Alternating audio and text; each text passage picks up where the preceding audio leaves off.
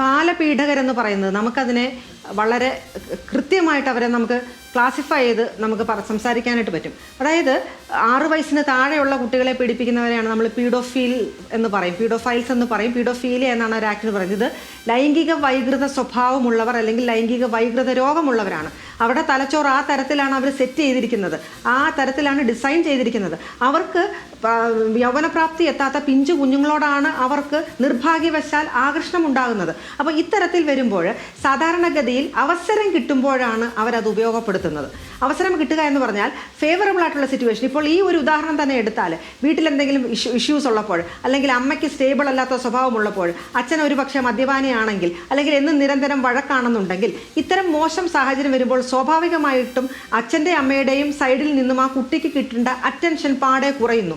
ഇത് മുതലെടുക്കുന്നവരാണ് സാധാരണഗതിയിൽ കുട്ടികളെ പീഡിപ്പിക്കുന്നത്. ഇത് മാത്രമല്ല, നമ്മൾ ഏത് കേസ് നോക്കിയാലും കുട്ടികളോടുള്ള ശ്രദ്ധ കുറയുന്നത് എവിടെയുണ്ടോ അവിടെ എല്ലാം തന്നെ അത്തരം കുട്ടികൾക്ക് ഇത്തരം അതിക്രമങ്ങൾ നേടാനുള്ള റിസ്ക് സാധാരണ കുട്ടികളെ അപേക്ഷിച്ച് കൂടുതലാണ്. കാരണം ശ്രദ്ധയില്ലെന്ന് വരുമ്പോൾ നമ്മുടെ സമൂഹത്തിൽ ഏകദേശം ഒരു 3 മുതൽ 4% വരെ ആൾക്കാർക്ക് ഇത്തരം മനോവൈകൃതങ്ങൾ ഉള്ളവരാണെന്ന് നമ്മൾ ഓർത്തിരിക്കണം.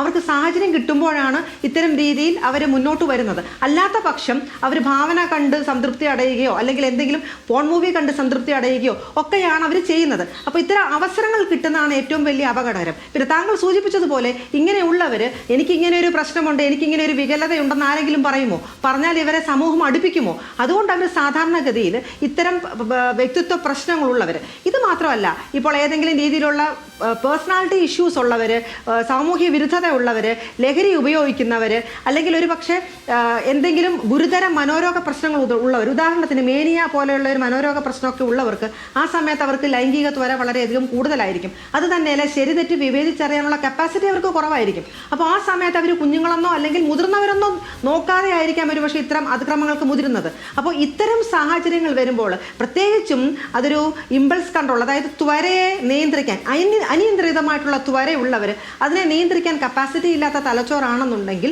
കുഞ്ഞുങ്ങളെ അവർ വളരെ മൃഗീയമായിട്ട് ഉപദ്രവിക്കാനുള്ള സാധ്യത വളരെ കൂടുതലാണ്. പക്ഷേ ഇങ്ങനെയുള്ളവർ നമ്മുടെ സമൂഹത്തിൽ ജീവിക്കുമ്പോൾ അവരൊരു മുഖംമൂടി അണിഞ്ഞാണ് ജീവിക്കുന്നത്.